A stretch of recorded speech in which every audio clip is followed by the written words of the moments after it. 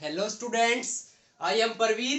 आज हम करेंगे क्लास 10th एक्सरसाइज 3.2 का फोर्थ क्वेश्चन के अंदर चार पार्ट्स हैं और हमसे क्या पूछा गया है। हमारे पास चार पेयर ऑफ लीनियर इक्वेशंस दी गई हैं चारों पार्ट में, मतलब एक एक पेयर ऑफ लीनियर इक्वेशन दिया गया है हर एक पार्ट के अंदर और पूछा गया कि बताओ भाई ये कंसिस्टेंट है या इनकंसिस्टेंट है, और अगर वो कंसिस्टेंट है तो उनका ग्राफिकली सोल्यूशन फाइंड आउट करो। मतलब कंसिस्टेंट है तो सोल्यूशन होगा, और तो सोल्यूशन क्या है वो ग्राफिकली फाइंड आउट करना है। तो ये हमें काम करना है फोर्थ क्वेश्चन के अंदर। तो फोर्थ क्वेश्चन का फर्स्ट पार्ट ये है, क्या बता रहा है, मैं फिर से बता रहा हूं आपको। पहले ये बताना है कि भाई ये दोनों इक्वेशन है वो इनका सोल्यूशन कंसिस्टेंट है या नहीं है, मतलब इनका सोल्यूशन एग्जिस्ट करता है या नहीं करता है। मतलब वो आपको बताना है, एग्जिस्ट करता है तो कंसिस्टेंट और नहीं करता तो इनकंसिस्टेंट। और अगर एग्जिस्ट करता है मतलब कंसिस्टेंट आ रहा है तो आपको वो निकालना है ग्राफिकली। ठीक है, कंसिस्टेंट इनकंसिस्टेंट कैसे करते हैं ये हम पिछले क्वेश्चंस में भी कर चुके हैं, मैंने बता दिया कंसिस्टेंट इनकंसिस्टेंट क्या होते हैं। अगर आपने वो वीडियो नहीं देखी है पिछली जो क्वेश्चंस है वो वाली, तो वो आप देख लीजिए, इस वीडियो के डिस्क्रिप्शन बॉक्स में आपको उसका लिंक भी मिल जाएगा। ठीक है, और फिर मैं आपको एक बार फिर से ब्रीफ में एक बार फिर भी बता देता हूं मैं आपको।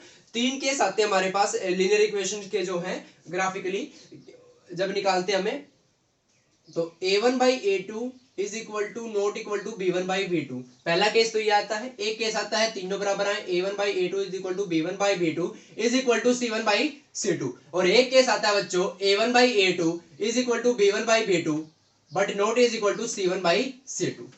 ये तीन केस आते हैं हमारे पास linear equations, pair of linear equations के लिए। अगर ये पहले दो केस आ जाते हैं, यानी ये वाला और ये वाला, a1 is not equal to b1 by b2 and a1 by a2 is equal to b1 by b2 but also is equal to c1 by c2, तीनों बराबर आ जाए, तो इस केस में अगर ये दोनों आ जाते हैं तो आपका सोल्यूशन जो होगा वो कंसिस्टेंट होगा।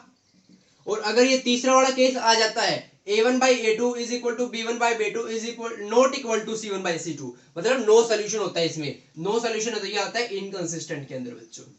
ठीक है, तो अगर इन दोनों केस में से कोई आ जाता है तो कंसिस्टेंट होगा, और ये वाला केस आ जाता है तो इनकंसिस्टेंट होगा। ये a1 x का कोफिशिएंट पहले इक्वेशन वाले 1 होते हैं, दूसरी इक्वेशन वाले 2 होते हैं, मतलब 2 ये a1 a2 b2 c2 इस इक्वेशन के होते हैं, a1 b1 c1 फर्स्ट वाली इक्वेशन के होते हैं। कैसे, x का कोफिशिएंट a1, y का कोफिशिएंट b1 और कांस्टेंट टर्म c1। इसमें x का कोफिशिएंट a2, y का coefficient b2 and constant term c2। ये मैंने आपको बता रखी बात, फिर भी मैंने आपको दोबारा बता दी ताकि आपको अच्छी तरह से और क्लियर हो जाए, क्योंकि आप पहली बार पढ़ रहे हैं ये चीजें।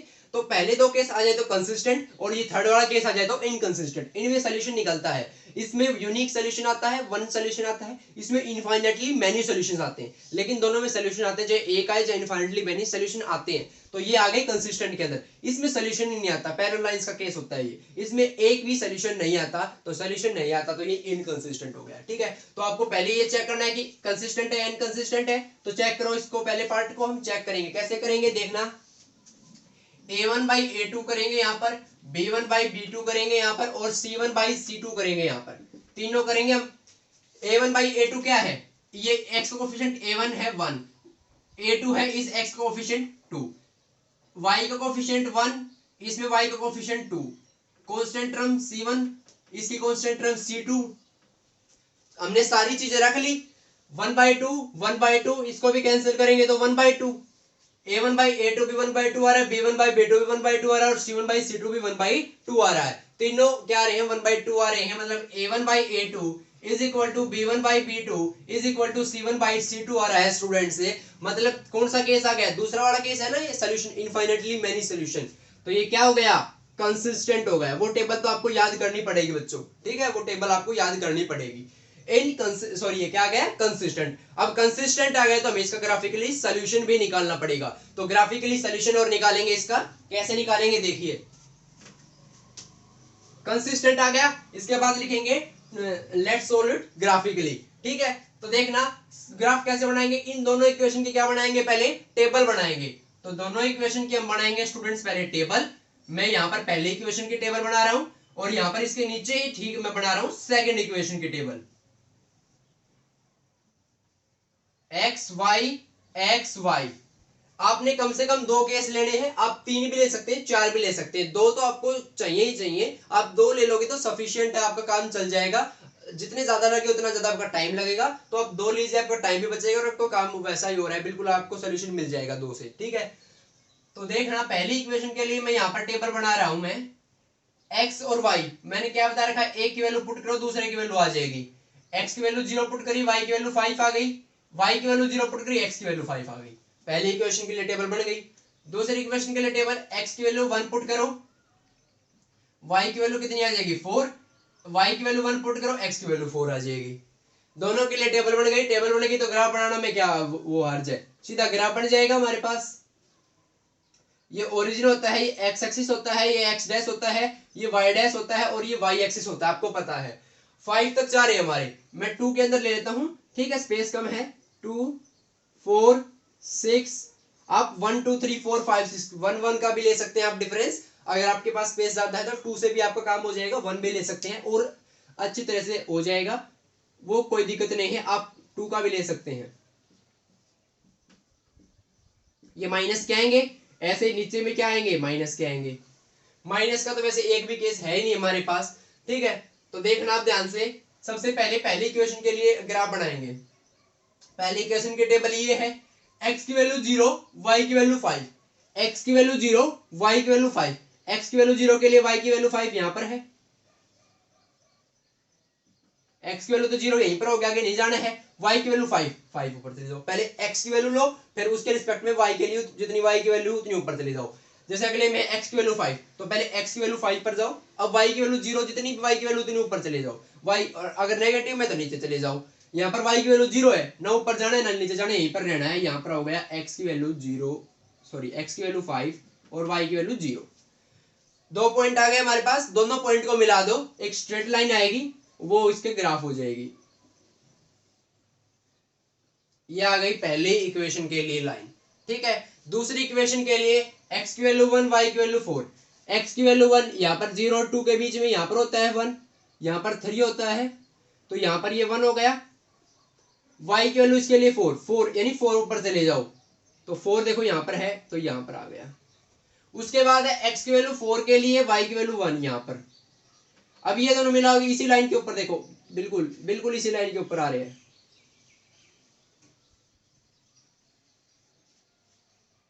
उसी लाइन के ऊपर हमारी दूसरी लाइन आ गई, दोनों इक्वेशनों की लाइन जो हमारे पास सेम आ गई, उसी के ऊपर दूसरी आ गई। और ये आना ही था जब हमने a1/a2 वाला केस डिस्कस किया था। a1/a2 is equal to b1/b2 is equal to c1/c2 आ रहा था, तीनों बराबर आ रही थी। तीनों बराबर आते तो क्या होता है, कंसिस्टेंट लाइंस आती हैं, सॉरी कोइंसिडेंट लाइंस आती हैं। क्या आती हैं, कोइंसिडेंट लाइंस। कोइंसिडेंट का मतलब हर पॉइंट पर एक के ऊपर दूसरी, ऐसे ये इसी के ऊपर दूसरी, ठीक है। इसमें क्या आता है, इनफाइनेटली मैनी सोल्यूशन, क्योंकि सोल्यूशन क्या होता है ग्राफिकली, जिस पॉइंट पर दोनों लाइन क्या करें, इंटरसेक्ट करें या मीट करें, जहां पर दोनों लाइन मिले। यहाँ पर मिलने क्या होता है, हर पॉइंट पर मिल रही है, यहाँ पर भी एक के ऊपर ही दूसरी है, हर पॉइंट पर मिली हुई है, तो हर पॉइंट पर सोल्यूशन है। इनफाइनेटली मैनी सोल्यूशंस है, ठीक है। तो इस पे इनफाइनेटली मैनी सोल्यूशंस आ गए। अब पूछा भी सोल्यूशन निकालो, सोल्यूशन क्या निकाले, यहाँ पर तो हर पॉइंट सोल्यूशन तो लिख देंगे, every point on this line will be our required solution of the pair of linear equations। क्या होगा, every point on these lines, या these क्या, अब तो एक ये line, every point on this line will be our required solution for the given pair of linear equations, ठीक है। इस लाइन पर का हर एक पॉइंट कोई ले लो, ये 0 5 है, ये भी इन इक्वेशन का सोल्यूशन है। ये 5 0 है, ये भी सोल्यूशन है। ये पॉइंट है, ये भी सोल्यूशन है। पॉइंट का मतलब जैसे ये है 0 5, तो यहाँ पर x की वैल्यू है 0, y की वैल्यू 5। पहली वाली वैल्यू x की होती है, बाद वाली y की होती है, तो x की वैल्यू 0, y की वैल्यू 5, तो x की वैल्यू 0 और y की वैल्यू 5, ये हमारा सोल्यूशन आ गया। ये ले लो, ये x की वैल्यू, y की वैल्यू, x की वैल्यू 5, y की वैल्यू 0, ये हमारा सोल्यूशन है। इस पॉइंट पर, इस लाइन पर जितने भी पॉइंट है, वो हर एक पॉइंट इस लाइन का सोल्यूशन होगा, क्यों, कांस्टेंट है, इनफाइनेटली मेनी सॉल्यूशंस है, ठीक है।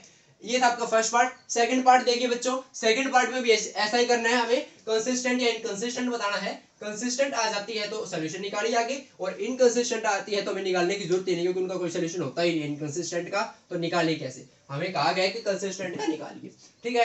तो ये था आपका फर्स्ट पार्ट, आपको ग्राफिकली सॉल्यूशन निकालने थे, ठीक है। अगला है x - y = 8, 3x - 3y = 16। ये आपके पास सेकंड पार्ट। सेकंड पार्ट है वही a1 a2 b1 b2 c1 c2, आपको पता है क्या होते हैं, चेक करेंगे। a1/a2 निकालेंगे, यहाँ पर पहले अगली रेशो निकालेंगे b1/b2, और अगली रेशो होगी c1/c2 निकालेंगे, तो क्या क्या आ जाएगा, a1/a2 1/3 1/3, b1/b2 -1 by -3 माइनस तो कैंसिल ही हो जाएगा, दोनों में है 1/3 c1/c2 8/16 कैंसिल होकर 1/2 1/3 1/3 a1/a2 है वो आ रहा है b1/b2 के equal but not equal to c1/c2 क्योंकि c1/c2 तो 1/2 है और ये दोनों 1/3 है तो a1/a2 b1/b2 के इक्वल तो आ रहा है लेकिन c1/c2 के इक्वल नहीं आ रहा है। तो ये वाला केस आ गया हमारे पास। ये केस क्या होता है? ये केस होता है नो सॉल्यूशन का, और कोई सॉल्यूशन नहीं होता तो कैसे होती है इक्वेशंस का सॉल्यूशन हमारे पास? इनकंसिस्टेंट। तो हमारे पास क्या आ गया? इनकंसिस्टेंट का केस आ गया। तो हमें आगे निकालने की जरूरत नहीं है, यहीं पर हम क्वेश्चन को छोड़ देंगे क्योंकि इनकंसिस्टेंट में सॉल्यूशन आता ही नहीं है, तो ग्राफिकली सॉल्यूशन निकालने की जरूरत नहीं है। तो ये था आपका सेकंड पार्ट, इसके अंदर कोई सॉल्यूशन नहीं, इनकंसिस्टेंट ऐसे छोड़ देना है। अगला है थर्ड पार्ट बच्चों, उसमें आप खुद निकाल के देखिए पहले कंसिस्टेंट है इनकंसिस्टेंट है। कंसिस्टेंट आता है तो आप ग्राफ निकाल के देखिए, ठीक है, ग्राफ बनाकर देखिए। अगला देखिए बच्चों, अगला है 2x plus y minus 6 is equal to 0। 2x plus y minus 6 is equal to 0। और दूसरी इक्वेशन है 4x minus 2y minus 4 is equal to 0। ये दो इक्वेशन हमारे पास। पहले हम चेक करेंगे कंसिस्टेंट है इनकंसिस्टेंट है a1/a2। अब मैं फटाफट कर रहा हूं, आपको चीजें तो पता ही चल गई हम क्या कर रहे हैं। टाइम बचे आपका भी मेरा भी। अब आप मैंने एक चीज बता दी है क्या होती है। a1/a2 है 2/4 1/2 1/-1/2 ये 1 है, ये y में -2 और c1/c2 है -6/-4 कैंसिल होकर 3/2 आ जाएगा। ठीक है, ये देखना यहाँ पर कई बच्चे गलती करेंगे। अब a1/a2 not equal to b1/b2 है यहाँ पर, क्यों? क्योंकि ये 1/2 है, ये -1/2 है, ये बराबर नहीं है। कई बच्चे जल्दबाजी में गलती कर देंगे, दोनों को बराबर ले लेंगे और फिर लिख देंगे not equal to 3/2 no solution, क्योंकि भाई ये दोनों बराबर आ गए, वो बराबर नहीं आया। ये शुरू में ये दोनों ही बराबर नहीं है। यहाँ पर देखो ये 1/2 है, ये -1/2 है, बराबर नहीं है। तो ये किसका केस होता है? यूनिक सॉल्यूशन का केस होता है। सॉल्यूशन यूनिक सॉल्यूशन मतलब सॉल्यूशन तो है, तो कैसा आ गया? ये कंसिस्टेंट का केस आ गया। कैसे आ गई इक्वेशंस का केस है? कंसिस्टेंट आ गया। कंसिस्टेंट आ गया तो हमें ग्राफ बनाना पड़ेगा, इसका सॉल्यूशन निकालना पड़ेगा ग्राफिकली। तो निकालेंगे अब हम इनका सॉल्यूशन कैसे? ग्राफिकली हम इनका सॉल्यूशन निकालेंगे। तो ग्राफिकली सॉल्यूशन कैसे निकालते हैं? ग्राफिकली कैसे निकालेंगे? दोनों की टेबल बनाएंगे। मैं यहाँ पर पहली इक्वेशन की टेबल बना रहा हूं, यहाँ पर मैं दूसरी इक्वेशन की टेबल बना रहा हूं। एक छोटी बना दी मैंने, एक बड़ी, कोई बात नहीं, उससे कोई फर्क नहीं पड़ता। ठीक है, ये x ये y ये x ये y x y देखो, x की वैल्यू मैंने 0 पुट करी, y की वैल्यू 6 आ गई ना। y की वैल्यू मैंने 0 पुट करी, x की वैल्यू 3 आ गई कि नहीं आ गई? y 0 2x is equal to 6, x की वैल्यू 3 आ गई। इसमें देखो मैंने क्या किया, x की वैल्यू 0 पुट करी, -2y इज इक्वल टू 4, ये 0 पुट करी, -2y, ये 4 उधर चला जाएगा, -2y is equal to 4, y की वैल्यू आ जाएगी -2। y की वैल्यू मैंने 0 पुट करी तो 4x is equal to 4, x की वैल्यू आ जाएगी 1। तो ये हमारे पास कितने केस आ गए? हमारे पास दो केस ले लिए हमने दोनों इक्वेशंस के लिए। अब हम क्या बनाएंगे? इनका ग्राफ बनाएंगे। ग्राफ बनाएंगे बच्चों, ग्राफ तो बहुत इजी है, टेबल बना ली हमने। ये x एक्सिस होता है, ये x डैश होता है, ये y होता है, ये y डैश होता है। दो का गैप ले रहा हूं मैं 2 4 6 -2 -4 -2 -4 2 4 6। नेगेटिव में लेने की जरूरत नहीं क्योंकि नेगेटिव में -2 तक ही जा रही है, इससे फालतू का हमारे पास कोई भी वैल्यू नहीं है इससे ज्यादा की। ठीक है, तो इतनी ज्यादा जरूरत नहीं है, मैंने ले ली, हमारे पास सफिशिएंट है। ठीक है, पहले बनाएंगे पहले टेबल के लिए ग्राफ। x की वैल्यू 0 y की वैल्यू 6, तो x की वैल्यू 0 y की वैल्यू 6, ये पॉइंट हो गया हमारे पास। ठीक है, x की वैल्यू 3 y की वैल्यू 0, 3 होगी x की वैल्यू इस केस में, 2 और 4 के बीच में यहाँ पर होता है 3, तो ये हो गया 3 और y की वैल्यू इसके लिए 0 यानी यहीं पर। इन दोनों पॉइंट्स को मिला दो, हमारे पास मिल गई। पहले इक्वेशन के लिए लाइन बन गई, ये है 2x plus y minus 6 is equal to 0, उसके लिए लाइन है ये। अब हमारे पास बनेगी सेकंड इक्वेशन के लिए लाइन। सेकंड इक्वेशन कौन सी है? सेकंड इक्वेशन है ये 4x माइनस 2y माइनस 4, उसके लिए मैं अलग मार्कर से कलर से बढ़ा रहा हूं लाइन ताकि आपको अलग से दिख जाए, अलग मार्कर से। ये है भाई x की वैल्यू 0 y की वैल्यू -2, तो देखना x की वैल्यू 0 यहां पर है, y की वैल्यू -2, माइनस में नीचे जाएगा तो ये -2 है। x की वैल्यू 1 y की वैल्यू 0, x की वैल्यू 1 यहां पर है, कहां पर है x की वैल्यू 1? इधर जाएंगे 0 और 2 के बीच में, ये होगी 1 और y की वैल्यू 0 यहीं पर है। इन दोनों पॉइंट्स को मिला दो, इन दोनों पॉइंट्स को मिला दिया, यहाँ पर एक ऐसा पॉइंट आ रहा है जहां पर दोनों क्या हो रहे हैं, इंटरसेक्ट हो रहे हैं, ये क्या आ गया, इंटरसेक्शन हो गया। और इंटरसेक्शन ही क्या होता है हमारे इक्वेशंस का सॉल्यूशन होता है, जहां पर दोनों पॉइंट इंटरसेक्ट करे वो क्या होती है हमारी इक्वेशंस की, इक्वेशन के लिए सॉल्यूशन होता है। तो यहाँ पर दोनों पॉइंट इंटरसेक्ट करे, ये हमारा सॉल्यूशन आ गया। तो ये पॉइंट देखो क्या है, x की वैल्यू देखो क्या है, यहाँ पर 2 है और y की वैल्यू भी 2 है। देखो इसके रिस्पेक्ट में x की वैल्यू इसके लिए होगी 2 है, इसके नीचे 2 है, और इसके इधर y की वैल्यू कितनी है, 2 है। ये पॉइंट कैसा है, 2 और 2। तो x की वैल्यू हमारे पास 2 है और y की वैल्यू 2 है, ये हमारे पास क्या आ गया, सोल्यूशन आ गया। तो सोल्यूशन में ग्राफिकली ऐसे आता है, ठीक है। तो क्या आ गया भाई, x की वैल्यू 2 और y की वैल्यू 2, तो x की वैल्यू भी 2 आ गई, y की वैल्यू भी 2 आ गई, ये पॉइंट हमारा सोल्यूशन आ गया। तो हमें यही करना था, यही सब करना था, x की वैल्यू भी 2 आ गई और y की वैल्यू भी 2 आ गई, हमारे पास सोल्यूशन आ गया ग्राफिकली। पहले हमने बता दी कंसिस्टेंट थी या इनकंसिस्टेंट, कंसिस्टेंट आई तो हमें सोल्यूशन बताना था, तो हमने क्या बता दिया, सोल्यूशन बता दिया। तो ये आपका सोल्यूशन है, ठीक है। आपको इस प्रकार से ग्राफ बनाने हैं। तो आपकी क्वेश्चन है, आप ये अपनी नोटबुक में करके देखिए, बिल्कुल इजी क्वेश्चन है। ऐसे ग्राफ बनाने, इंटरसेक्शन होगा वो उसका क्या होगा, सोल्यूशन होगा। ग्राफ पर बनाएंगे बिल्कुल एग्जैक्ट वैल्यू आएगी, मेरी भी एग्जैक्ट आएगी, मैंने लगभग बराबर से गैप लिए थे, ठीक है। आपने नोटबुक के अंदर ये किससे बनाने हैं, स्केल से और पेंसिल से आपने ग्राफ बनाना है, या फिर आप ग्राफ पेपर पर बनाएंगे, ठीक है। तो ये आपका थर्ड पार्ट था। अब हम करते हैं फोर्थ पार्ट, ठीक है। फोर्थ पार्ट और बच गया, फोर्थ पार्ट है वो तो अब इतने पार्ट कर लिए, अब क्या बच गया करने को, फोर्थ पार्ट है वो कर लेते हैं। देखिए 2x minus 2y minus 2 is equal to 0। अगला है 4x minus 4y minus 5 is equal to 0। इसमें क्या आ रहा है, देखो a1 by a2, b1 by b2 और c1 by c2। a1 by a2 2 by 4 1 by 2, b1 by b2 minus 2 by minus 4, ये भी 1 बाई 2, और c1 by c2 2 by 5। a1 by a2 1 by 2, b1 by b2 1 by 2, c1 by c2 2 by 5। a1 by a2 तो आ रहा है b1 by b2 के equal, लेकिन ये दोनों नहीं आ रहे हैं c1 बाई c2 के इक्वल। ये किसका केस होता है, नो सोल्यूशन का केस होता है, पैरेलल लाइंस का केस होता है। तो सोल्यूशन नहीं है, तो क्या आ गई है, इनकंसिस्टेंट आ गई।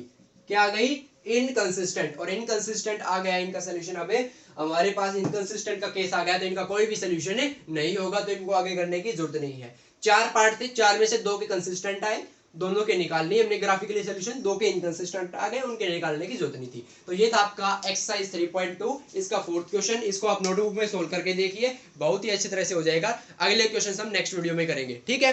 Thank you.